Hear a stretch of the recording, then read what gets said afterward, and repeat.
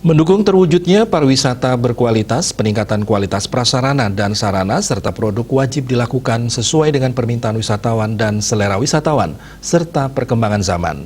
Pandemi COVID-19 ini menjadi momen tepat dalam mewujudkan hal tersebut.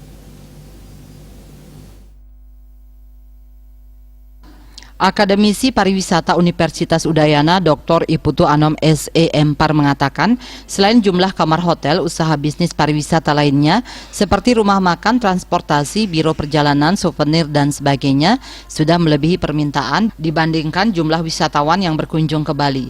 Hal ini membuat terjadi persaingan yang ketat usaha pariwisata yang berakibat terjadinya perang tarif. Pebisnis pariwisata menurunkan harga tarif produk usahanya yang dengan sendirinya sangat menguntungkan wisatawan yang berkunjung ke Bali karena dapat membeli produk wisata dengan harga lebih murah. Berdasarkan data Mastercard 2018, pengeluaran turis per malam di Bali sekitar $125 Amerika Serikat, di bawah Kuala Lumpur Malaysia sebesar $142 Amerika Serikat. Demikian juga pengeluaran turis per malam di Osaka Jepang sebesar $223 Amerika Serikat, di Phuket Thailand sebesar $247 Amerika Serikat, dan Singapura sebesar $272 Amerika Serikat.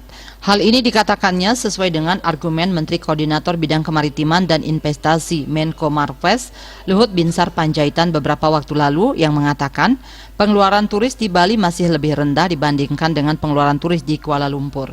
Untuk itu memang pariwisata berkualitas harus selalu ditingkatkan baik oleh pemerintah maupun pebisnis pariwisata untuk memenangkan persaingan dengan negara-negara pesaing.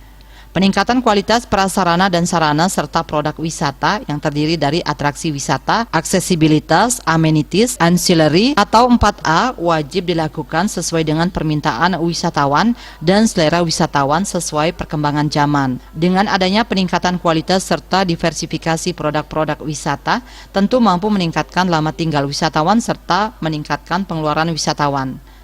Widi Bisnis Bali melaporkan.